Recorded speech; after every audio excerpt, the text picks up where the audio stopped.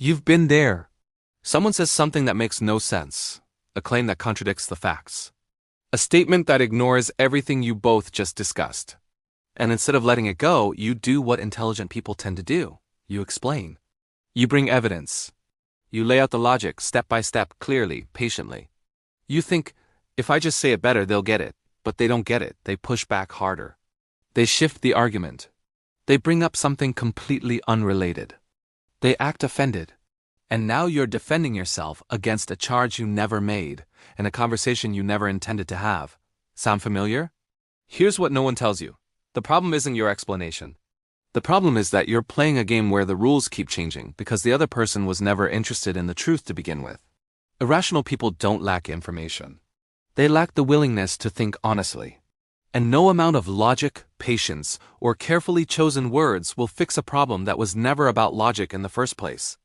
In this episode, I'm going to show you exactly how intelligent people deal with irrational people, without draining their energy, without losing their clarity, and without wasting their most valuable resource, their mind. We're going to look at where this trap comes from, what Ayn Rand actually said about reason and irrationality, and then walk through 4 concrete steps you can start applying today, at work, in your family, in your closest relationships. By the end of this video, you won't just understand the problem. You'll have a method. Let's get into it. So why is this so hard? If you're an intelligent person, and if you're watching this channel, you almost certainly are, you probably default to reason. When there's a disagreement, you look for facts. When there's confusion, you try to clarify.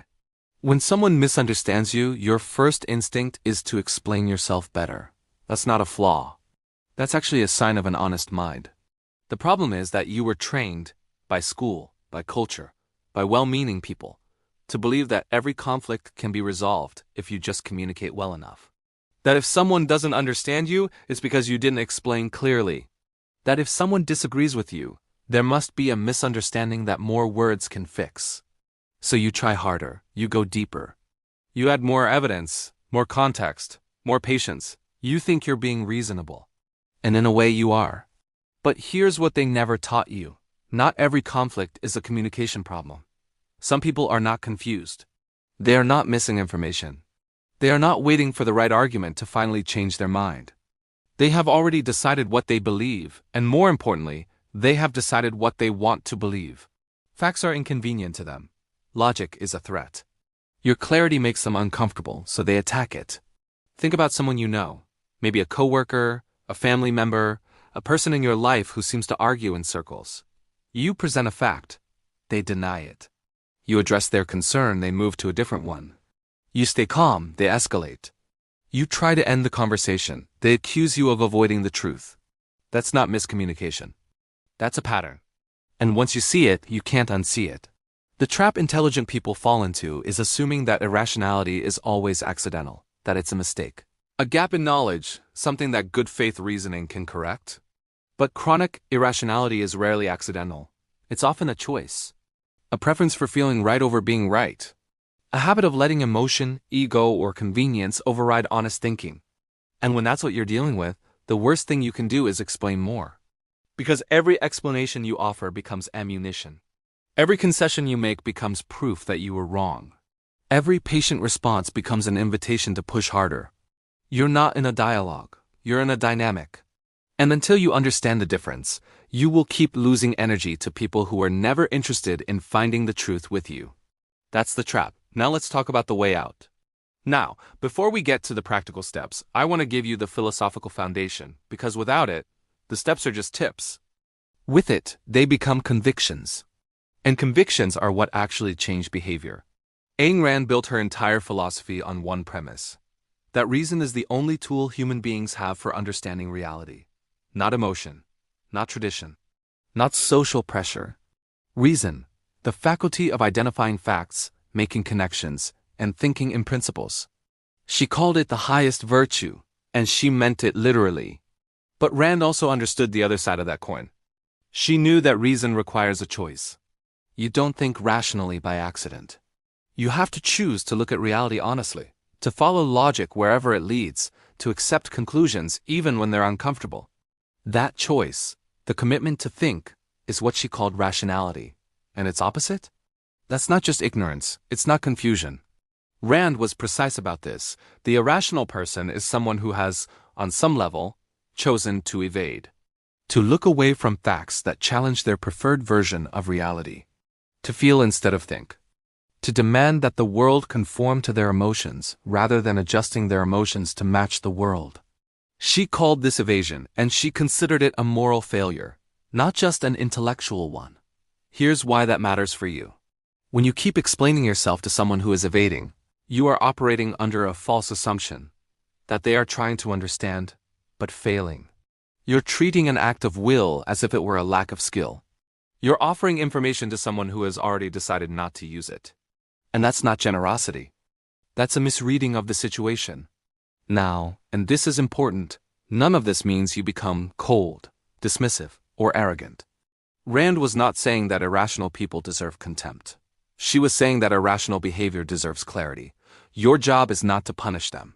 Your job is to see the situation accurately and respond accordingly. There's a line in Atlas Shrugged that captures this perfectly. Rand's heroes don't waste themselves trying to convert the unconvertible. They engage with people who are willing to think. They walk away from people who aren't, not out of cruelty, out of respect for their own minds. That's the reframe this episode is built on. Stopping the over-explanation is not giving up. It's not being rude. It's not intellectual cowardice. It is the rational response to an irrational dynamic. It is the recognition that your mind is a value and values deserve protection. You don't owe anyone an infinite loop of justification. You owe yourself clarity. That's the foundation. Now let's build the method on top of it, alright?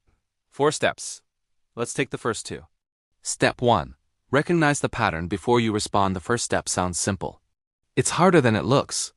Before you say anything, before you explain, clarify, defend, or engage, you need to identify what kind of conversation you're actually in. There are 2 types of conversations. The first is irrational dialogue. In irrational dialogue, those people are genuinely trying to understand something. They may disagree. They may get frustrated. But there's an underlying commitment to facts, to logic, to following the argument honestly. If you present evidence, it gets considered. If you make a good point, it lands. Progress is possible. The second type is what I call an impossible conversation. In an impossible conversation, the other person is not trying to understand. They're trying to win. Or they're trying to make you feel guilty. Or they're trying to pull you into confusion so that you stop being clear. Progress is not possible because progress was never the goal. Your job, before you respond to anything, is to figure out which one you're in. Here are the signals. In a rational dialogue, the other person asks genuine questions. They acknowledge your points, even when they disagree. They're willing to say, I hadn't thought of it that way. The conversation moves. It goes somewhere. In an impossible conversation, the signals are different. The person ignores your direct answers and pivots to new accusations. They repeat the same claim louder when you address it. They bring up unrelated grievances the moment you make a solid point. They frame everything as a personal attack. They act as if your calm is suspicious, as if the fact that you're not emotional proves you're hiding something. Let me give you a concrete example. Imagine you're at work. Your colleague Marcus consistently misses deadlines, and it's affecting your project. You raise it professionally, with specifics. Instead of engaging with the facts, Marcus says you've always had it out for him, that management favors you unfairly, and that he's the real victim of a broken system. You address each point. He raises 3 more. An hour later, nothing is resolved. You're exhausted, and Marcus is telling everyone you attacked him. That's not a communication breakdown, that's a pattern. And the moment you recognize it as a pattern, not a misunderstanding, not bad timing, not a personality clash, you can stop trying to fix it with more words. Rand's lens here is sharp. An honest person engaged in honest disagreement will respond to reality. An evader will respond to your response. Not to the content, but to the fact that you're still engaging. Your continued explanation tells them the game is working. Recognition is how you stop playing. If this is landing so far, hit the like button. It helps more people find this channel. Step 2. Stop explaining. Draw the line once you've recognized the pattern. Step 2 is the hardest one for intelligent people. Stop explaining. Not forever. Not with everyone. But in this conversation, with this person right now, stop adding more. I know how that feels. It feels like surrender. It feels like you're letting them win by walking away from the argument. It feels dishonest somehow, like you're pretending the issue doesn't exist or that you don't have a clear answer. But here's what's actually happening when you keep explaining to an irrational person. You're not persuading them. You're feeding the dynamic. Every new argument you make gives them a new target. Every concession you offer becomes evidence of your weakness. Every patient sentence you add tells them that you can be kept in this loop indefinitely. Stopping is not surrender. Stopping is a boundary. And like all real boundaries, it needs to be stated clearly, not as an attack, not as a dramatic exit, but as a simple, firm declaration of where you stand. Here's what that sounds like in practice. Sarah has been in a relationship for 3 years. Her partner, James, consistently questions her decisions, her career choices, how she spends her time, who she's close to. Every time she tries to explain her reasoning, the conversation escalates. He reframes her explanations as excuses. He turns her confidence into arrogance. She spends hours justifying things that don't require justification. One day, Sarah stops. Not coldly, clearly, she says, "I've explained my thinking. I'm not going to keep defending a decision I've already made. If you want to talk about something specific that concerns you, I'm open to that. But I'm done going in circles." That's it. No anger. No lengthy justification for why she's done justifying. Just a clean, firm line. Notice what she didn't do. She didn't apologize for setting the limit. She didn't soften it into ambiguity. She didn't offer one more round of explanation to prove she was being reasonable. She drew the line and stood behind it. Ayn Rand would recognize that immediately. In The Fountainhead, Howard Rourke doesn't spend the novel explaining himself to people who've already decided not to understand him. He states his position once, clearly, and then he works. He doesn't beg for comprehension from people who've chosen blindness. He protects his clarity by refusing to sacrifice it to their chaos. That's the model. State your position once, completely, honestly. Then stop. What the other person does with that is their responsibility, not yours. The common mistake at this step is adding a "but" at the end. I'm not going to keep explaining, but I just want you to understand that. And suddenly you're explaining again. The boundary has a door in it, and they'll walk right through. One statement. No qualifiers. Then silence. Step 3. Choose your engagements deliberately. Step 3 is where intelligent people reclaim something they've been giving away for free: their attention. Not every irrational person in your life requires the same response. Some are strangers, a comment section, a difficult client, someone you'll never see again. Some are coworkers you have to navigate professionally but don't need to convince. Some are family members you love but can't reason with on certain topics. And some are people close enough that the relationship itself deserves a more deliberate approach. The mistake is treating all of them the same way, as if every irrational encounter demands the same level of engagement, the same patience, the same energy output. It doesn't. What you need is a simple filter. Before you engage with anyone on a difficult topic, ask yourself 3 questions.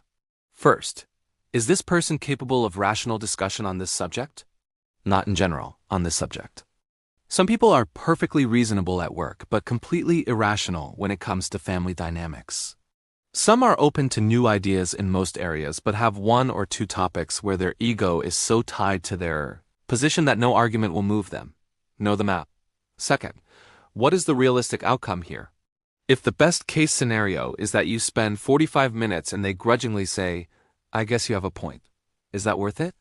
If the likely outcome is that you're drained, nothing changes, and they feel validated by your continued engagement, why are you engaging? Third, am I doing this for them or for me? Sometimes we keep arguing not because we think it will help, but because we can't tolerate being misunderstood. That's an ego problem, not a communication strategy. If you're explaining for your own sense of validation, you're not being rational, you're being reactive. Let me give you a concrete scenario. David is a senior developer at a tech company. His manager, Carol, has a habit of making decisions based on gut feeling and then reverse engineering justifications for them after the fact. David has tried multiple times to bring data into their conversations. Carol listens, nods, and then does what she was going to do anyway. The data never changes the outcome. David's old approach: prepare more data, make a stronger case, try again. David's new approach: after running the filter, he realizes Carol is not evading in bad faith, but she genuinely processes information differently and is too senior to change now. The realistic outcome of another detailed presentation is 0. So David stops trying to convince Carol and starts documenting his recommendations in writing, not to persuade her, but to protect himself professionally and maintain his own clarity. He engages where it matters. He withdraws from where it doesn't. That's deliberate engagement. He didn't abandon the relationship. He didn't become passive or resentful. He recalibrated where his energy goes based on a clear-eyed assessment of reality. Rand called this the trader principle, the idea that your time, energy, and attention are values, and you should exchange them only where there's genuine value to be received in return. This doesn't mean you're cold or transactional in every human interaction. It means you're honest about what your effort can actually accomplish. Pouring your reasoning into someone who will not use it is not generosity, it's waste. Choose your engagements like you choose your investments. Not with cynicism, with clarity. Drop a comment below. Which of these 4 steps do you need most right now? I read every one. Step 4. Protect your focus, especially where IT matters most. The 4th step is the one that separates people who understand this intellectually from people who actually live it. You can recognize the pattern. You can stop explaining. You can choose your engagements deliberately. But if you walk away from every irrational interaction carrying the weight of it, replaying the argument, composing the perfect response you didn't say, running the conversation through your head at 2 in the morning, then the irrational person is still winning. They're just winning in your mind instead of to your face. Protecting your focus means protecting what comes after the conversation. Here's what happens inside intelligent people after a draining irrational encounter. The mind, trained to solve problems, doesn't just drop it, it keeps working on it. It looks for the argument that would have worked. It wonders if you were too harsh or not firm enough. It second-guesses the boundary you set. And while your mind is doing all of that, while it's stuck in that loop, it's not working on anything that actually matters to you. That's the real cost of irrational people. Not the conversation itself, the rent-free space they occupy afterward. So step 4 is an active practice. The moment you leave an impossible conversation, you make a deliberate choice about what your mind does next. Here's what that looks like. After a tense exchange with a family member at dinner, one of those conversations where your sister-in-law, Karen, has once again turned a simple disagreement into a referendum on your character, you feel the familiar pull to replay it. To construct the argument you should have made. To wonder if you should have been clearer. Instead, you do something concrete. You go back to whatever you were working on. You return to a project, a goal, a task that represents your actual priorities. Not as avoidance, as a statement of value. You are saying, with your attention, that your work and your goals matter more than Karen's inability to engage honestly. This isn't suppression. You're not pretending the conversation didn't happen. You're simply refusing to let it colonize your productive hours. You process it once, briefly, clearly. Did I handle that well? Is there anything I'd do differently? And then you redirect. Rand's heroes in Atlas Shrugged do this instinctively.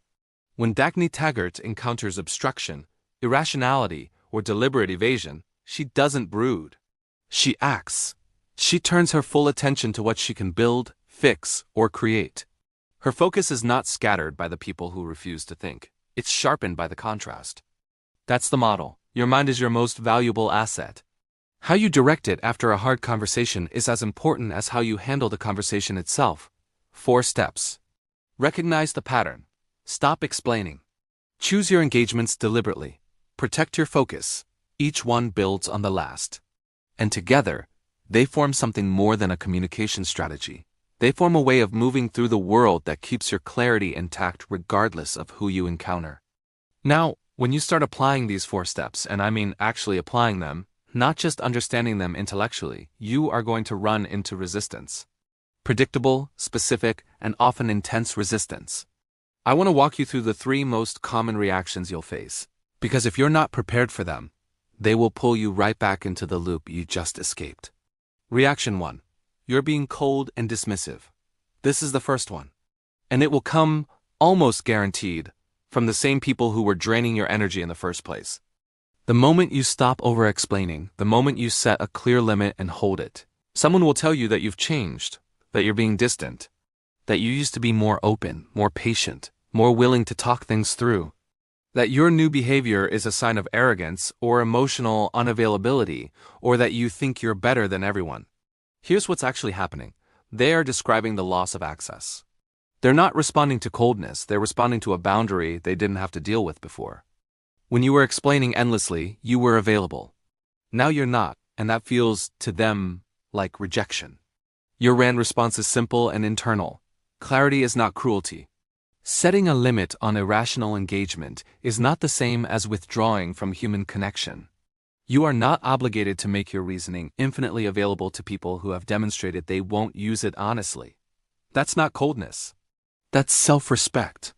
You don't need to say any of that out loud. You just need to know it, so the accusation doesn't destabilize you. Reaction 2. You never listen. You think you're always right. This one is more sophisticated, and therefore more dangerous to intelligent people, because it targets your intellectual honesty. When you stop engaging in circular arguments, some people will reframe your disengagement as closed-mindedness. They'll say you've become arrogant, that you're not willing to consider other perspectives, that the reason you stopped explaining is because you secretly know you're wrong and can't defend your position. This is a trap designed specifically for people who care about being rational, because rational people fear intellectual arrogance. They want to be the kind of person who listens, who considers, who updates their views based on evidence. And the accusation of closed-mindedness hits that fear directly. Here's the distinction Rand would draw. There is a fundamental difference between being open to rational argument and being obligated to engage with every argument regardless of its quality. You can be fully open to new evidence and still refuse to debate someone who has shown they're not interested in evidence. Those two things are not in conflict. Listening requires a listener on both sides. If the other person is not genuinely listening, if they're waiting for their turn to attack rather than actually processing what you say, then the conversation is not a dialogue. Your withdrawal from it is not arrogance. It's accuracy. Know the difference between someone challenging your thinking and someone challenging your willingness to be challenged. They are not the same thing. Reaction 3.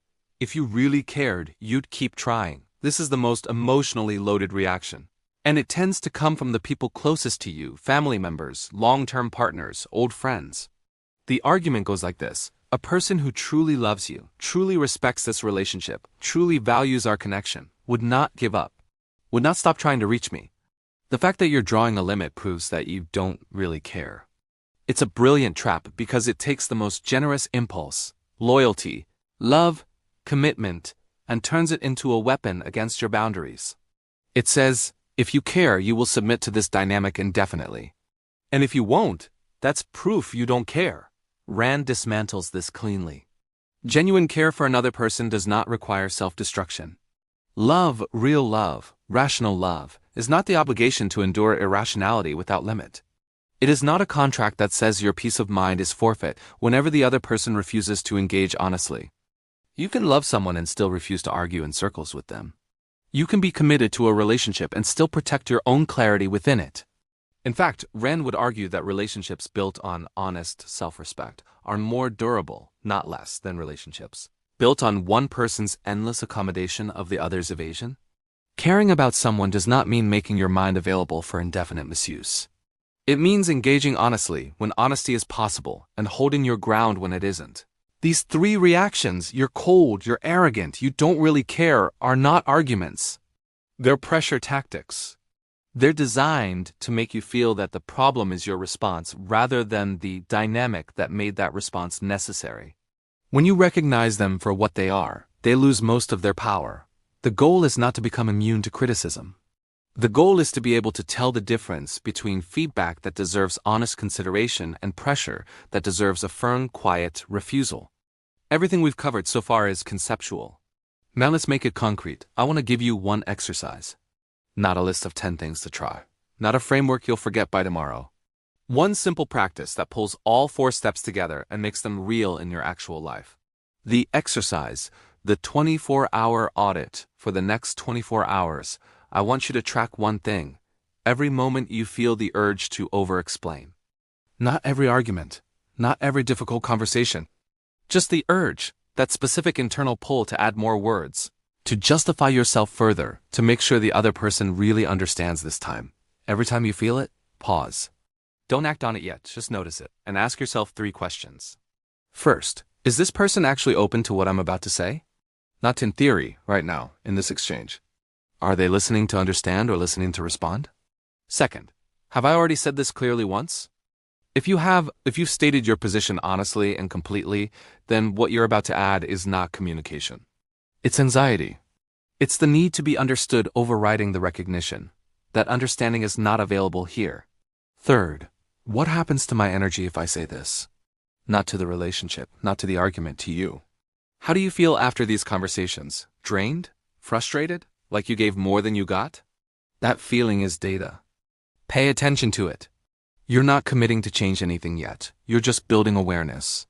Because awareness is where the 4 steps actually begin. Not in the moment of confrontation, but in the quiet moment before you open your mouth. Do this for 24 hours. Keep a note on your phone if it helps. Just a tally. How many times did you feel the urge? How many times did you catch it? How many times did you choose differently? What to expect? Here's what most people experience when they start applying this seriously. The first few days feel uncomfortable. Not because the approach is wrong, because it's unfamiliar. You've spent years, possibly decades, operating under the assumption that more explanation leads to more understanding. Unlearning that reflex takes repetition, not just intention. You may also notice something surprising. Some of the people you assumed were irrational are actually capable of rational dialogue when you stop flooding the conversation with justifications. Sometimes over-explaining is itself a provocation. It signals anxiety. It invites challenge. When you speak less, more clearly, and hold your position without apology, some people will actually meet you differently. That's worth noting. The 4 steps are not about writing people off. They're about accuracy. Some conversations you've been avoiding or dreading will turn out to be more possible than you thought once you stop approaching them from a defensive crouch. But others, and this is the harder truth, will confirm exactly what you suspected. When you stop explaining and simply hold your line, some people will escalate. They'll push harder. They'll reach for the reactions we covered in the last section. And when that happens, you'll have your answer. Not a comfortable one, but a clear one. Clarity, Rand always insisted, is a form of respect, for yourself and for reality. Even when it's uncomfortable, especially when it's uncomfortable. You don't need to win every argument to move forward in your life. You need to protect the mind that makes forward movement possible. That's the practice. That's the real work. Let's bring this home. We started with a situation you know well. Someone says something irrational, you explain. They push back. You explain more. And somehow, by the end, you're the one who feels wrong, exhausted, frustrated, and no closer to resolution. We trace that trap to its root. The assumption that irrationality is always accidental, always fixable, always one good argument away from collapsing. Ayn Rand was precise about this. Chronic evasion is not a knowledge gap, it's a choice. And you cannot reason someone out of a position they didn't reason themselves into. Then we built a method, 4 steps. Recognize the pattern before you respond. Know whether you're in a rational dialogue or an impossible conversation. Stop explaining, state your position once, clearly, completely, and then hold the line without qualifiers. Choose your engagements deliberately. Run the filter. Protect your attention. Invest your reasoning where it can actually produce results. And protect your focus afterward. Refuse to let irrational people live rent-free in your mind after the conversation ends. We looked at the resistance you'll face, the accusations of coldness, arrogance, and indifference, and we named them for what they are. Pressure tactics, not arguments. You don't need to dismantle them out loud, you just need to see them clearly. And we gave you the practice, the 24-hour audit. One day, one tally. The simple act of noticing the urge before you act on it. Here's the challenge I want to leave you with. Think of one conversation, one specific person, one recurring dynamic in your life, where you have been over-explaining, where you have been going in circles. Where you leave every interaction more drained than when you entered it. Don't do anything dramatic. Don't send a message. Don't have a confrontation tonight. Just decide, quietly and clearly, that the next time that conversation starts, you will say what you need to say. Once, honestly, completely, and then you will stop. Not because you've given up. Because you've decided your mind is worth protecting. That's what intelligent people do with irrational people. They don't fight harder. They think clearer, they speak less, they hold firmer. And they redirect their energy, consistently, deliberately, toward the people and the work that actually deserve it. If this episode gave you something real, subscribe to the Rand Lens. Every week we take a situation from your actual life and run it through the sharpest philosophical lens ever built. Not to give you a feel-good answer, to give you an accurate one. And if you're watching this and thinking of someone specific, share it with them. Sometimes the most rational thing you can do is send a link and say nothing else. I'll see you in the next one.